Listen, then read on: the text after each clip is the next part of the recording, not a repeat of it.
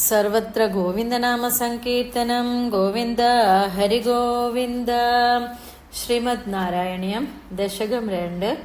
भगवत् स्वरूप माधुर्यवुं भक्ति महत्ववुं सूर्यस्पर्धि किरीटमूर्ध्वतिलक प्रोद्भासि भालान्तरं कारुण्याकुलनेत्रमार्द्रहसितोल्लासं सुनासापुटं गन्धोद्यन्मकराभकुण्डलयुगं कण्ठोज्ज्वलत्कौस्तुभं त्वद्रूपं वनमाल्यहारपटल श्रीवत्सदीप्रं भजे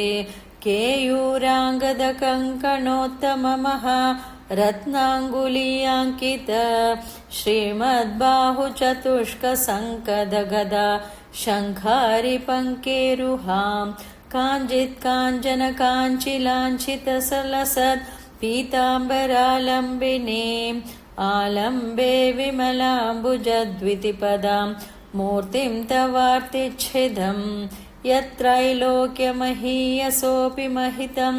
सम्मोहनं मोहनात् कान्तं कान्तिनिधानतोऽपि मधुरं माधुर्यधुर्यातपे सौन्दर्योत्तरतोऽपि सुन्दरतरं त्वद्रूपमाश्चर्यतोऽपि आश्चर्यं भुवनेन कस्य कुतुकं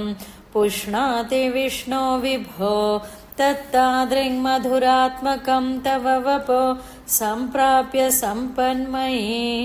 सा देवी परमोत्सुका चिरतरं नास्ते स्वभक्तेष्वपि तेनास्याबद कष्टमच्युत विभो त्वद्रूपमानोज्ञक प्रेमस्थैर्यमयात् अचापलबलात् चापल्यवार्तोद्बुध लक्ष्मीतावकरामणीयकहृतैवेयं परेष्वस्तिरेते अस्मिन्नन्यतपि प्रमाणमधुना वक्ष्यामि लक्ष्मीपते ये त्वद्ध्यानगुणानुकीर्तनरसा सक्ता हि भक्ता जना तेष्वेषा वसति स्थिरैव दयितप्रस्तावदत्तादर एवं भूतमनोज्ञता नवसुधा निष्यन्दसन्दोहनं तद्रूपं परचेद्रसायनमयं चेतोहरं शृण्वतां सद्य प्रेरयते मतिं मदयते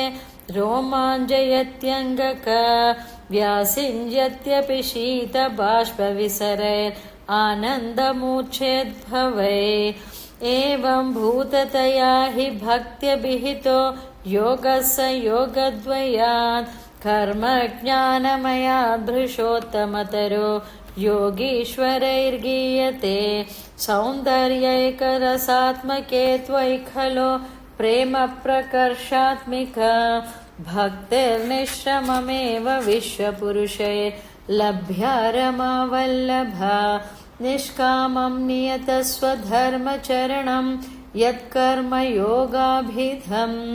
तद्वृत्यै फलं यद्यदौपनिषत् ज्ञानोपलभ्यं पुनः तत्त्वाव्यक्ततया सुदुर्गमतरं चित्तस्य तस्माद्विभो त्वत्प्रेमात्मकभक्तिरेव सततं स्वाधीयसि श्रेयसे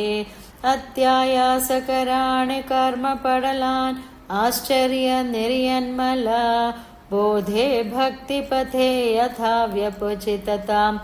आयान्ति किं तावदा क्लिष्ट्वा तर्कपते परं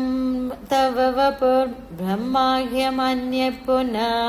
चित्ताद्रत्वमृदे विचिन्त्य बहुभिः सिद्ध्यन्ति जन्मान्तरे त्वद्भक्तिस्तु कथारसामृतजरी निर्मज्जनेन स्वयं सिद्ध्यन्ति विमलप्रबोधपदवीम् अक्लेशदस्सन्वते सद्यसिद्धिकरी जयत्यै विभो सैवास्तु मे त्वत्पद प्रेम प्रौढिरसार्द्रता धृततरं वादालयाधीश्वर सर्वत्र गोविन्दनाम संकीर्तनं गोविन्द हरिगोविन्द।